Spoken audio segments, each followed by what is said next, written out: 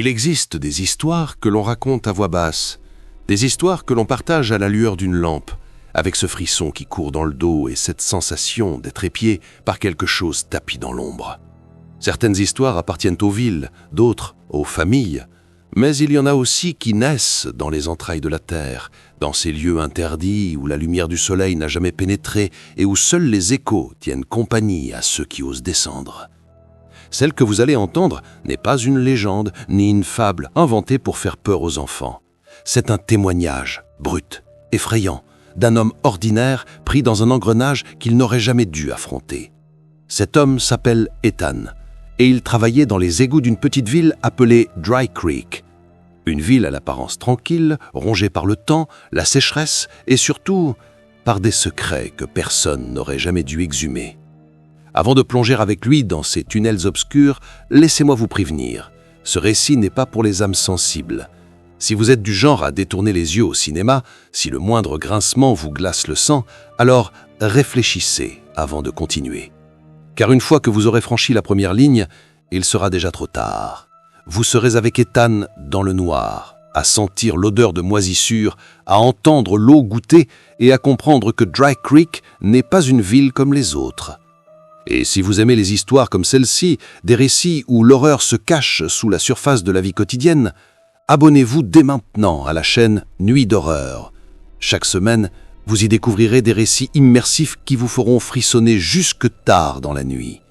Maintenant, accrochez-vous. Voici l'histoire d'Ethan. Voici l'histoire d'un homme qui a vu ce que personne n'aurait dû voir. Mon nom est Ethan. J'ai 34 ans. Et je travaille dans l'entretien des égouts de Dry Creek, une petite ville perdue au milieu de rien. 34 ans, ce n'est pas si vieux, je le sais. Pourtant ici, ça semble l'être. Dry Creek a cette façon étrange de vous faire sentir plus usé que vous ne l'êtes vraiment, comme si ses routes poussiéreuses et son silence constant vous volaient peu à peu vos meilleures années. Je m'en rends compte chaque vendredi soir quand je vais au cinéma. Les ados qui s'y retrouvent me jettent des regards comme si je n'avais plus ma place parmi eux. Pourtant, j'allais déjà voir des films là-bas avant même que certains d'entre eux ne soient nés. Toujours au même siège. Deuxième rang à partir du fond, place numéro 6. Pas de pop-corn pour moi depuis longtemps. Trop gras, trop de souvenirs amers. Juste un coca tiède et les lumières qui s'éteignent. Généralement, je choisis des films d'horreur ou d'action. Les seuls qui me font oublier, le temps d'une projection, que Dry Creek est devenue une ville fantôme. Au boulot, on m'appelle encore le Greenie, le petit nouveau. Ça fait pourtant 5 ans que je bosse ici, ce qui me place au-dessus de pas mal d'autres en termes d'ancienneté. Mais dans une ville comme Dry Creek, une fois qu'on vous colle une étiquette, vous la portez pour toujours. Même les vieux du dîner du coin se font encore appeler le gamin, alors qu'ils ont passé la cinquantaine. Les égouts, c'est mon quotidien. Ce n'est pas glorieux, non. Mais c'est un travail. Ça nourrit mon chien, ça paye mon ticket de cinéma du vendredi soir, et ça m'offre une routine. Ma famille, elle, travaillait la terre. Du maïs. Des hectares et des hectares qui ondulaient comme un océan doré au moindre souffle de vent. Mon père y consacrait sa vie, mon grand-père avant lui aussi. Mais ça, c'était avant que la pluie arrête de venir. La sécheresse ne frappe pas comme un éclair. Non, ça, elle s'installe lentement. Une saison sèche, puis une autre, et encore une. Et bientôt, la poussière devient plus épaisse que vos souvenirs. Les champs s'éteignent, la terre meurt, et les familles commencent à partir. Mais nous sommes restés. Jusqu'à ce que la compagnie de la pastèque débarque. Ils sont arrivés avec de grandes promesses et des camions encore plus gros. Ils ont racheté la terre pour presque rien, affirmant qu'ils allaient construire une usine. De bons emplois, qu'ils disaient. De l'énergie propre. Une renaissance économique. Des mots choisis pour les journaux. Des mots qui font briller les yeux des gens désespérés. Mais derrière ces sourires, il y avait quelque chose qui sonnait foi. Même à 13 ans, je le ressentais déjà. L'usine fut bâtie sur la colline qui dominait Lake Florence. Avant, le lac était l'endroit préféré des familles. Pêche, camping, baignade et feux d'artifice du 4 juillet. Aujourd'hui, il est entouré de grillages et de panneaux d'interdiction. L'eau y a changé d'aspect. Trouble, visqueuse. Quant aux poissons, on évite le sujet. Tout le monde sait. Mais personne ne parle. En compensation, la compagnie a construit un nouveau système d'égout. Du moins, c'est ce qu'il disait. En réalité, c'était du travail bâclé. Matériaux bas de gamme, ouvriers pressés, résultat maigronne. Les canalisations craquent, se fissurent, s'effondrent parfois. C'est à cause de ça que j'ai trouvé ma place. Il y a toujours besoin de réparation. Et dans une ville qui n'offre plus rien, ça suffit pour vivre. Ma vie est simple. Un petit mobil-home au bord d'un ancien verger de pacanier, désormais réduit à quelques arbres maigres qui tiennent encore debout. J'y vis seul, avec Marble, mon chien. Un mélange de terrier et de je ne sais quoi. Petite boule nerveuse qui aboie sur tout et n'importe quoi, mais elle est fidèle. Chaque soir, elle dort roulée contre mes bottes, comme pour me rappeler que quelqu'un compte encore sur moi. Mon réveil sonne toujours à 6 heures. Café soluble, crème poudre. Je prends ma vieille Ranger rouge de 1999, avec son autoradio cassé et ses 2 rétros déparés, et je roule jusqu'en hangar municipal derrière l'hôtel de vin. Là, on nous donne ma liste des interventions. Racines dans les canalisations, vannes qui lâchent, câbles rongés par les rats, des petits tracas.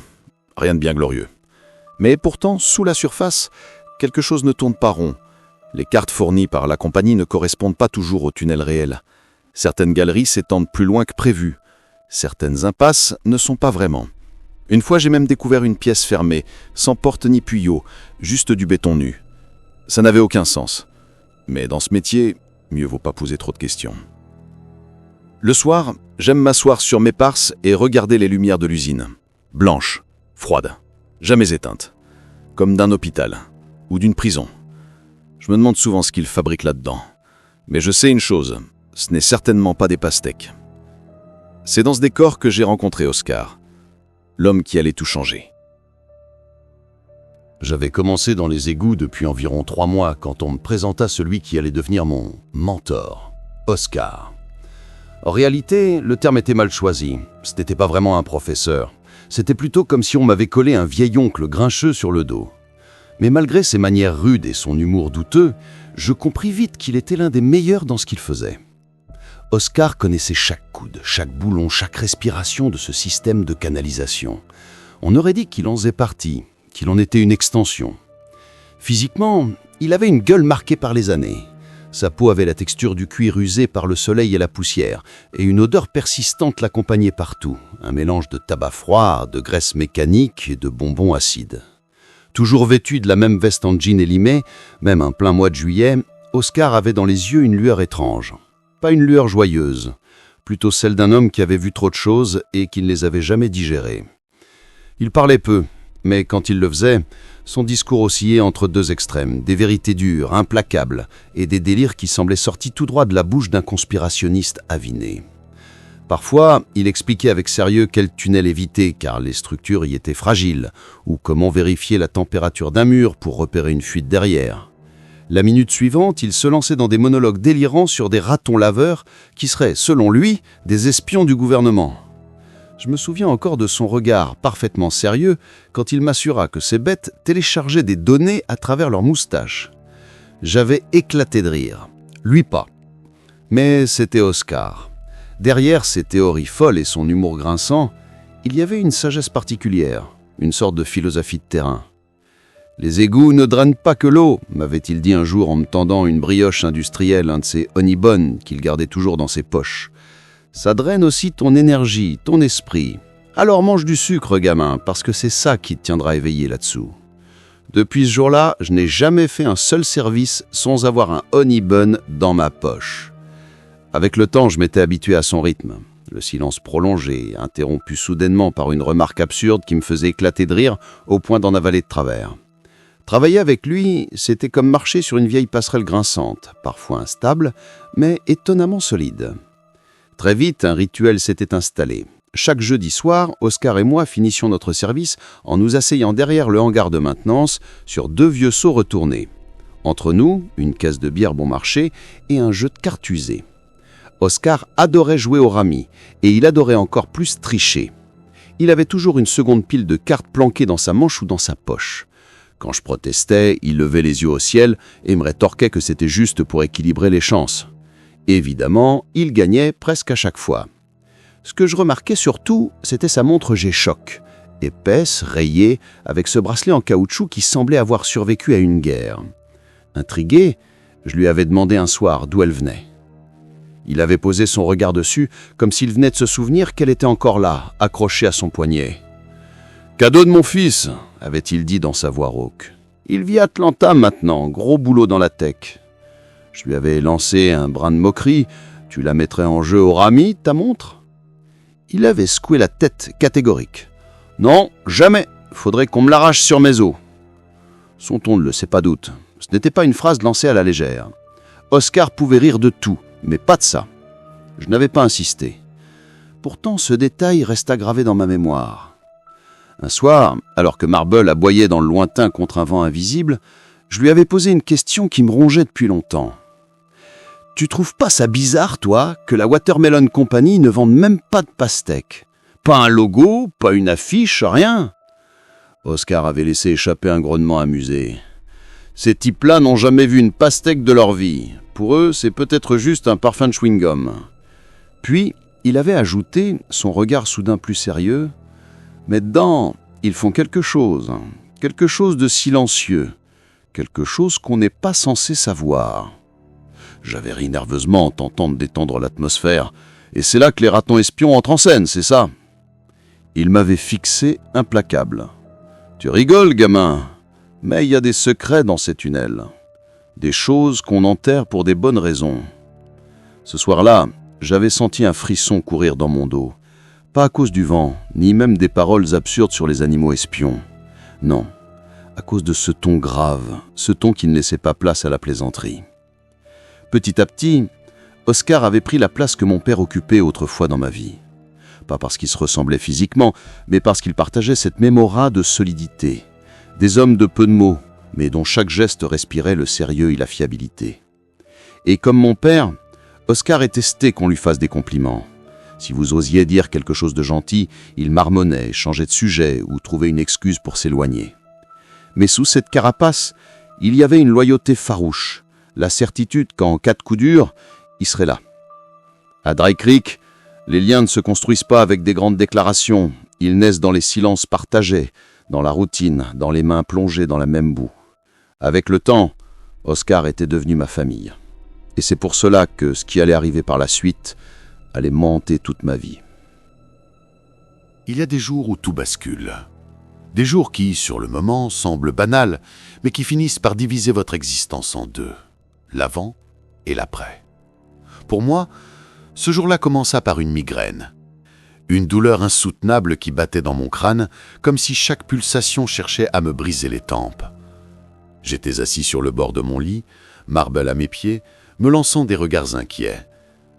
Je ne pouvais même pas enfiler mes bottes correctement. C'est ce matin-là qu'on nous annonça la mission. La réunion avait lieu comme d'habitude, dans le hangar derrière l'hôtel de ville. Une odeur d'huile rance flottait dans l'air, et les ventilateurs au plafond grinçaient à chaque tour. Mais l'atmosphère ce jour-là avait quelque chose de plus lourd. Le superviseur lut la note de service de la compagnie. Un effondrement avait eu lieu dans une section ancienne des égouts, une partie censée être scellée depuis des années. Mais l'éboulement avait révélé autre chose. Une ouverture, une sorte de passage ou de chambre inconnue. Les ordres étaient clairs, il fallait descendre, cartographier, prendre des photos, puis remonter avec un rapport. Reconnaissance simple. Du moins c'est ce qu'il disait. Quand j'entendis mon nom associé à celui d'Oscar pour la mission, un vertige me prit. La douleur dans ma tête me donna presque envie de vomir. J'appelai le superviseur plus tard dans la matinée, la voix hachée par la souffrance. « Je peux pas, aujourd'hui c'est pas possible, je me sens mal. » À l'autre bout du fil, Oscar resta silencieux quelques secondes. Puis, d'un ton neutre, « Alors je ferai ça seul. » Je lui proposai aussitôt. « Je couvrirai ton service ce week-end, promis. » Il répondit dans un grognement qui tenait plus de l'acceptation que de l'enthousiasme. « Amène juste la bière jeudi et on sera quitte. » C'étaient les derniers mots que j'entendis de lui. Oscar descendit seul dans cette partie des égouts que personne n'avait foulée depuis des années. Les heures passèrent, personne ne s'inquiéta au début. Les communications se perdaient souvent dans ces profondeurs et les retards faisaient partie du métier. Mais quand le soleil commença à décliner, les regards changèrent. Les excuses aussi. Peut-être qu'il a pris un autre chemin. Peut-être qu'il a perdu sa radio. Peut-être qu'il est remonté par une autre sortie. Des peut-être qui n'étaient rien d'autre que des prières déguisées.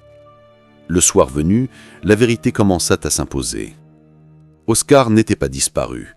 Non, c'était un incident, un accident du travail. Selon eux, le sol s'était affaissé et Oscar avait été piégé par l'éboulement. Aucune responsabilité directe, juste un malheureux concours de circonstances. Pas de corps retrouvé, mais assez d'arguments pour clore le dossier rapidement. Dans une petite ville comme Dry Creek, les gens préfèrent éviter les scandales. Ils hochaient la tête, certains répétant le mot de tragédie comme une formule apprise.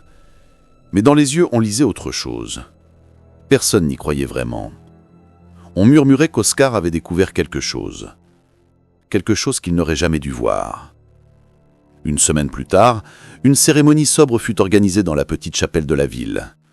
Pas de corseille, seulement une de ses anciennes tenues de travail posée sur un présentoir et une photo en noir et blanc, jaunie par le temps.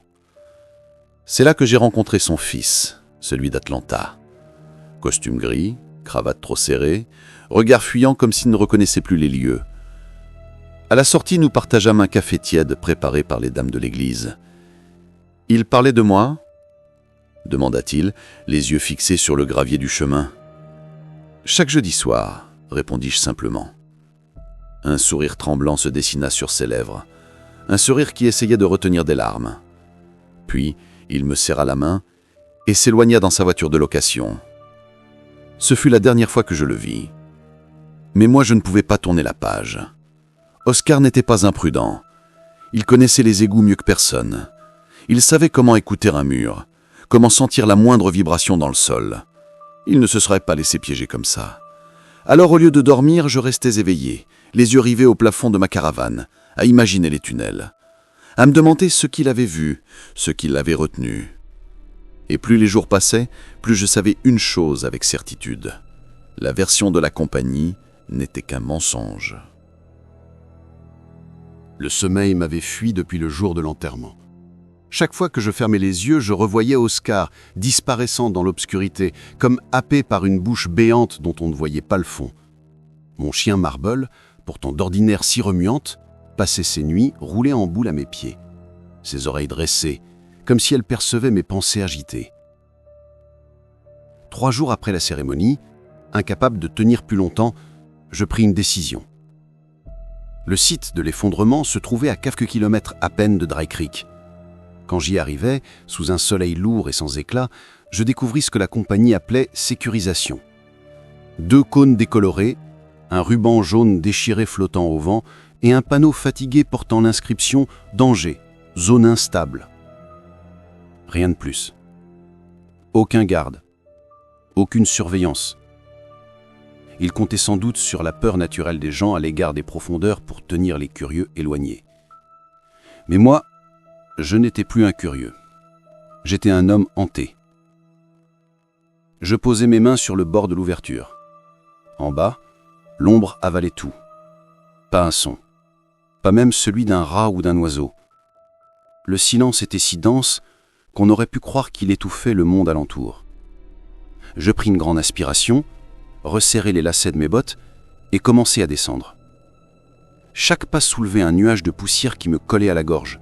L'air sentait la rouille, le béton humide, et quelque chose de plus acide, une odeur qui piquait les narines. Mes mains glissaient parfois contre la paroi friable, et 2 fois je faillis perdre l'équilibre, mais une force invisible me poussait à continuer. À mi-chemin, mon pied heurta un amas de débris, des morceaux de béton, de métal tordu, des câbles arrachés. Rien d'inhabituel pour un effondrement, mais au milieu de ce chaos, quelque chose attira mon regard. Une forme pâle, dépassant légèrement de la poussière.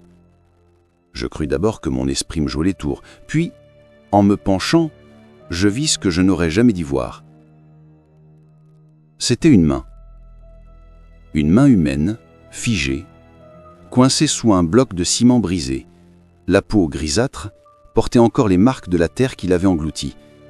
Les ongles noirs de saleté semblaient avoir griffé la pierre dans une tentative désespérée de se libérer. Mais ce ne fut pas la main elle-même qui me glaça le sang. Ce fut ce qu'elle portait au poignet. Une montre G-Shock, rayée, épaissie par des années de travail. La même que j'avais vue des dizaines de fois briller sous la lumière blafarde du hangar. La montre d'Oscar.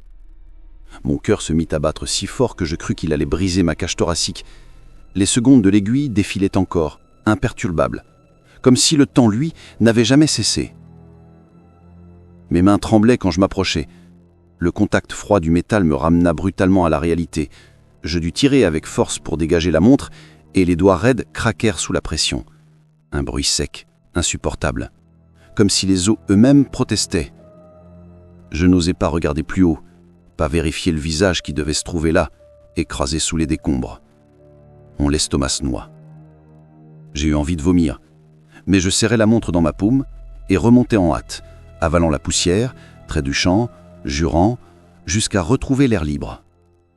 Quand je regagnais mon camion, je restais assis derrière le volant sans démarrer, le souffle court, les mains encore couvertes de terre.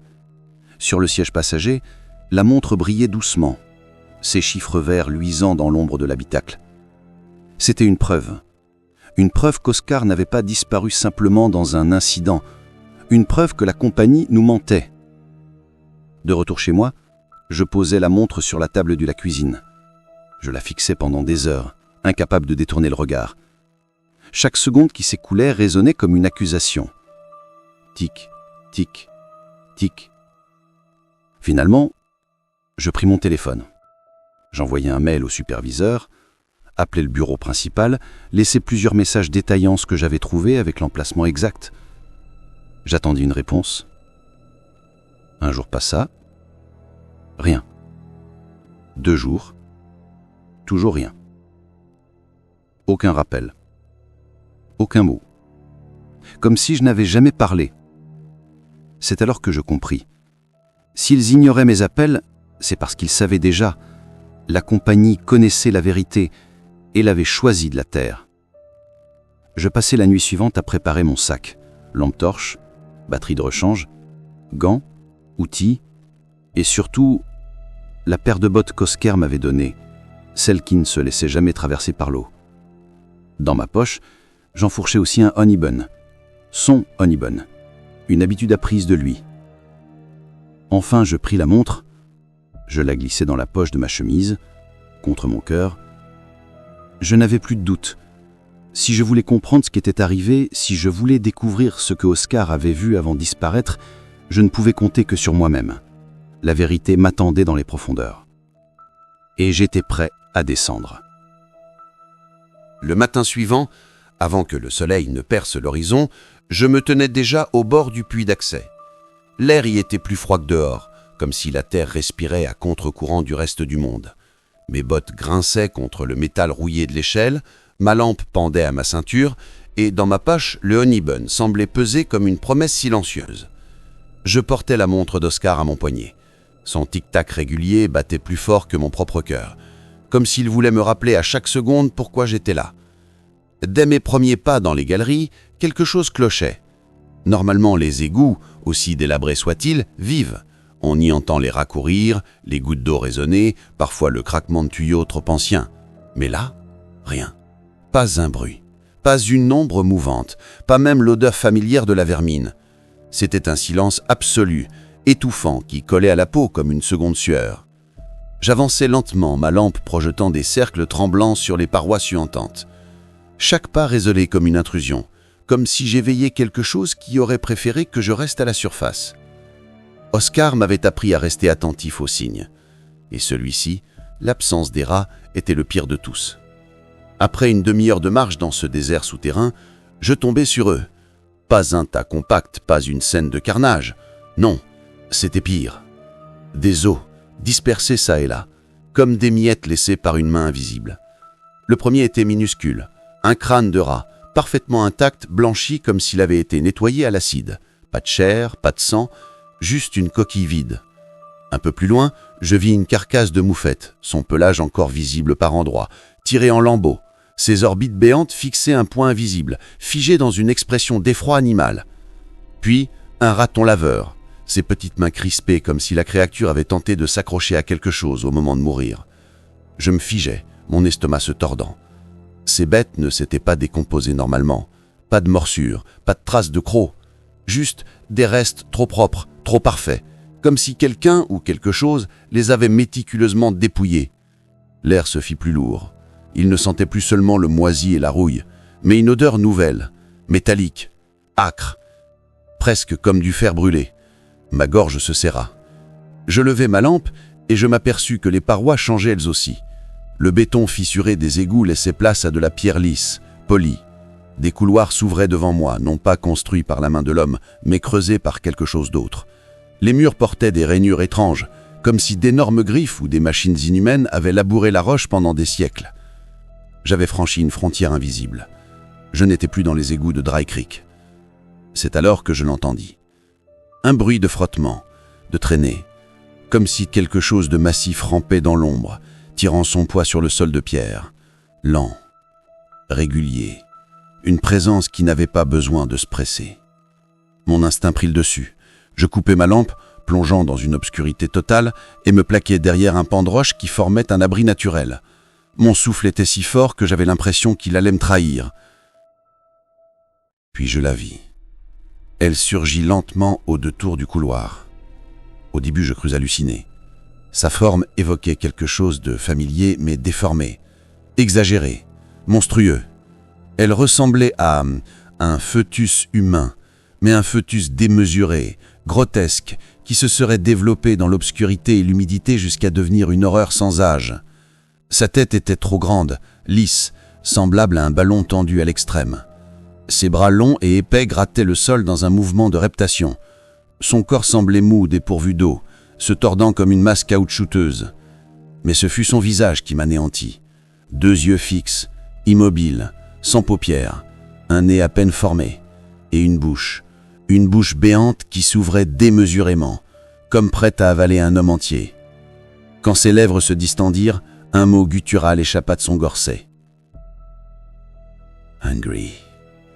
Faim. Encore et encore, ce mot résonnait dans le couloir, dans un murmure épais et humide. J'étais pétrifié, courbé derrière mon rocher, mes genoux enfoncés dans la pierre. Ma lampe éteinte, je n'avais plus que mes oreilles pour suivre son avancée.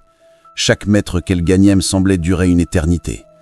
Je pensais à courir, à rebrousser chemin, mais une image m'arrêta, celle d'Oscar, écrasé sous les débris, la montre encore fixée à son poignet. Si je tournais le dos maintenant, je savais que je ne pourrais jamais me pardonner. Alors je restais immobile, le cœur battant à me déchirer la poitrine, et je laissais la créature passer à quelques mètres seulement. Sa respiration lourde emplissait l'air, et chaque fois que sa bouche s'ouvrait, le même mot résonnait, glaçant. Hungry. À ce moment précis, je compris 2 choses. La première, Oscar n'avait jamais eu la moindre chance. La seconde, moi non plus, si je ne faisais pas preuve d'un courage que je n'avais jamais cru posséder. Je restais figé de longues minutes, mon dos collé à la pierre froide, à écouter la créature ramper. Chaque son, chaque frottement, chaque soupir poisseux me vrillait les tympans. La lampe était toujours éteinte à ma ceinture, mes mains moites serrant le manche d'un outil que je savais inutile contre une telle abomination. Elle finit par disparaître au détour d'un couloir, ses murmures de faim s'éloignant peu à peu. Mais je savais qu'elle n'était pas partie. Non, elle attendait.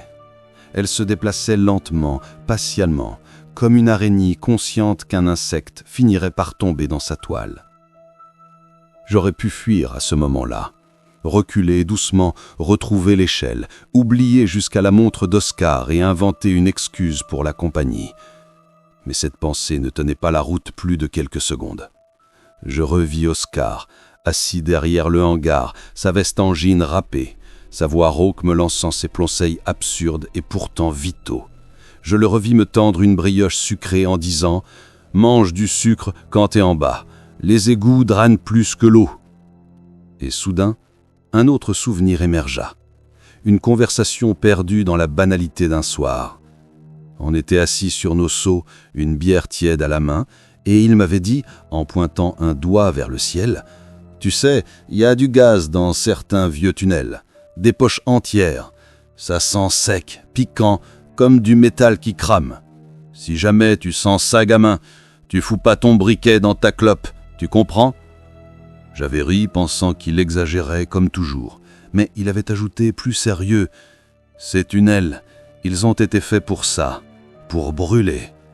Si un jour quelque chose tourne mal, rappelle-toi, le feu, c'est ta seule porte de sortie. » À l'époque, je n'y avais pas prêté attention, mais là, dans cette obscurité où la faim rampait, ces mots résonnaient comme une prophétie. Je me remis en marche, mais pas prudent, résonnant faiblement. Puis je la sentis, cette odeur sèche, coupante, qui m'avait agressé les narines dès ma descente, du gaz. Une fuite, légère mais persistante, provenant d'un tuyau fendu sur le côté. Je m'agenouillai, approchai ma main gantée du conduit, un souffle froid s'en échappait, régulier. Le danger était évident, mais c'était aussi une arme. Je sortis lentement le petit cylindre rouge de ma poche, un signal de détresse, une fusée éclairante que je gardais toujours en cas d'effondrement. Mon doigt effleura le capuchon. J'hésitais. Allumer ça ici signifiait probablement ma mort, mais ne rien faire signifiait que la créature continuerait à ramper dans ces tunnels, affamée, prête à engloutir d'autres victimes. Oscar n'aurait jamais tourné le dos, moi non plus. Je fis quelques pas en arrière, mes yeux fixés sur l'ombre mouvante qui revenait lentement vers moi. Elle avait senti quelque chose, peut-être mon odeur, peut-être la chaleur de mon corps. Sa bouche s'ouvrit, et encore une fois ce mot épais résonna, empli d'une avidité inhumaine. « Hungry ». Ma gorge se noua, mon pouce glissa sous le capuchon de la fusée. J'attendis encore une seconde, deux, le souffle du gaz sifflait comme une attente, puis je tirai d'un geste sec. La fusée cracha une lumière rouge sang. La créature se figea, ses yeux fixes reflétant la flamme. Un cri guttural résonna, mélange de colère et de douleur. Je jetai la fusée au sol, tout près de la fuite. La détonation fut immédiate. Une vague de chaleur m'enveloppa, projetant mon corps en arrière. La pierre vibra comme si la terre entière se retournait. Le souffle me déchira les poumons et mes oreilles bourdonnaient d'un sifflement insupportable. Je me souviens avoir vu, l'espace d'un instant, l'ombre de la créature se tordre dans la lumière, sa silhouette monstrueuse avalée par le feu. Puis, le noir complet. Je n'ai aucun souvenir de ce qui passa ensuite, seulement des fragments. L'impression de flotter, de suffoquer, puis le choc glacé de l'eau sur ma peau. Quand je revins à moi, j'étais couché face contre terre, quelque part plus loin dans le réseau, emporté par le courant d'un bassin de drainage. Mon corps brûlait par endroits, mes vêtements réduits à des lambeaux, mes côtes serrées dans une douleur lourde. Mais j'étais vivant. Et la montre d'Oscar, incroyablement, battait toujours son rythme régulier sur mon poignet. Quand mes yeux s'ouvrirent, tout était blanc. Un blanc aveuglant, artificiel, agressif. Au-dessus de moi, une lumière stérile de néon bourdonnait, me donnant l'impression d'être encore coincé dans ces tunnels brûlés. Puis les formes se précisèrent. Une pièce froide, des rideaux pâles, une odeur de désinfectant. Et à mes pieds, roulé en boule sur la couverture, Marble, mon chien. Elle dormait, mais ses oreilles se dressèrent dès que je bougeais légèrement. Elle leva la tête, me regarda, et sa queue battit mollement. J'étais vivant, miraculeusement vivant. Mes côtes étaient enveloppées de bandages serrés, ma peau brûlée par endroits. Chaque mouvement était une torture, mais malgré la douleur, une pensée s'imposa immédiatement. La créature. Avait-elle survécu à l'explosion ? Avait-elle été réduite en cendres ou s'était-elle glissée plus loin dans l'obscurité ? Je n'avais aucune certitude. Je voulus poser la question à une infirmière, mais comment l'aurais-je formulée ? « Excusez-moi, avez-vous entendu parler d'un fœtus géant affamé qui rôde dans les égouts ?» Non, ce secret, je devais le porter seul. Une semaine plus tard, alors que je commençais à me lever difficilement de mon lit d'hôpital, ils arrivèrent. 3 hommes, pas des locaux. Leurs costumes impeccables tranchaient avec la simplicité de Dry Creek comme des corbeaux dans une volée de moineaux. Le premier, un bloc-notes en main, avait les cheveux plaqués en arrière et un regard froid comme une lame.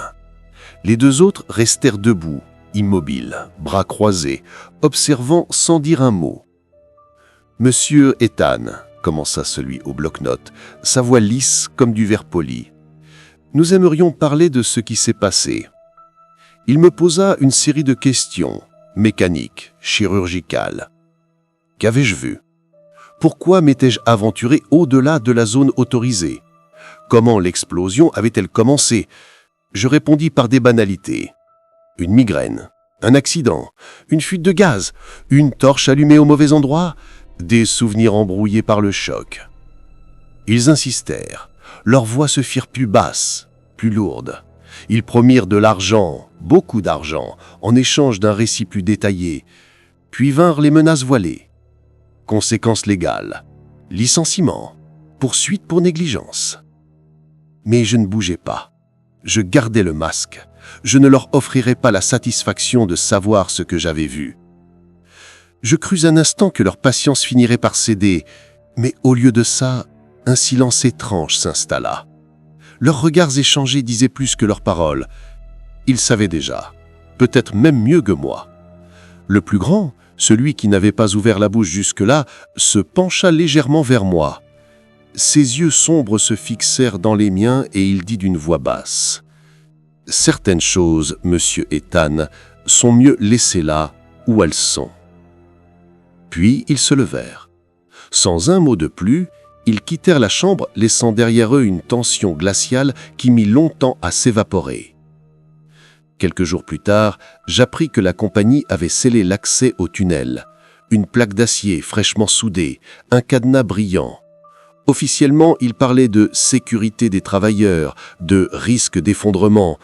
Mais au fond, je savais, ce n'étaient pas les effondrements qui les inquiétaient. C'était ceux qui vivaient là-dessous. Un virement apparut dans mon compte, une somme astronomique, bien plus que ce que je gagnais en une année entière. Officiellement, une prime de risque. Je n'en dépensais presque rien, sauf $32, pour acheter à Marbol le sac de croquettes le plus cher du supermarché, celui dans un emballage brillant aux voyelles exagérées. Elle dévora son repas avec une joie telle que, l'espace d'un instant, j'oubliais tout le reste. Mais le reste, lui, ne n'oublia pas. Dry Creek est une petite ville. Les secrets ne restent jamais enterrés bien longtemps. Les gens commencèrent à chuchoter. Certains disaient que j'avais trouvé de l'or, héritage des ruées passées. D'autres que j'étais revenu changé. Je répondais toujours la même chose. Non, rien ne vaille la peine d'être trouvé. Mais au fond, je savais que ce n'était pas la vérité. Ce que j'avais vu, ce que j'avais combattu, ne pouvait pas se raconter. Pas encore. Le soir, quand le silence devenait trop lourd, je regardais la montre d'Oscar, toujours à l'heure, toujours fidèle. Chaque tic-tac résonnait comme un rappel, comme un serment que je n'avais pas su tenir. C'était la seule preuve tangible de ce qu'il s'était passé là-dessous, et c'était suffisant pour me rappeler que, même si le monde voulait oublier, moi, je n'en avais pas le droit. Les semaines passèrent, puis les mois. À la surface, Dry Creek reprit son rythme monotone, comme si rien ne s'était jamais produit. L'usine de la Watermelon Company continuait de ronronner, ses lumières blanches restant allumées nuit et jour, comme un phare artificiel braqué sur la ville. Les habitants reprirent leurs habitudes, leurs conversations banales, leurs petits secrets d'église et de diner. Mais moi, je ne pouvais plus. Je refusai l'offre d'un poste administratif que la compagnie me proposa. Un bureau à l'autre bout de l'État, loin des tunnels. Mais je ne voulais pas fuir. J'avais besoin de rester.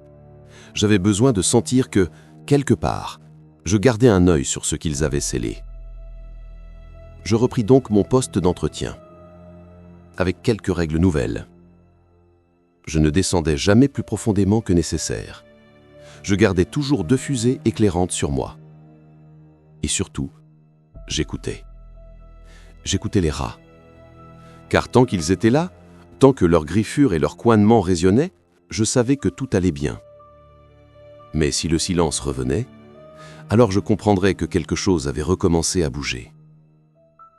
Chaque fois que je descendais, je pensais à lui, à ses phrases absurdes, à ses silences lourds, à cette montre qu'il n'avait jamais quittée. Et à cette dernière leçon, les égouts drainent plus que l'eau. J'avais compris maintenant. Ils drainent aussi la mémoire, les hommes, et parfois même l'innocence. La montre d'Oscar battait encore à mon poignet, imperturbable. Comme si, malgré tout, il continuait de m'accompagner dans chaque recoin obscur. Ceci est la première fois que je raconte mon histoire. Si vous avez lu jusqu'ici, peut-être que vous êtes comme moi. Peut-être que vous avez déjà ressenti cet appel en passant devant une porte close, en regardant un couloir interdit, en posant vos yeux sur un panneau « Accès interdit ».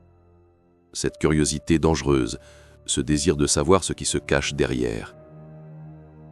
Je ne vous jugerai pas. Je vous comprendrai même. Mais je vous en conjure, n'ouvrez pas ces portes. Les secrets qui vivent sous terre ne veulent pas être découverts.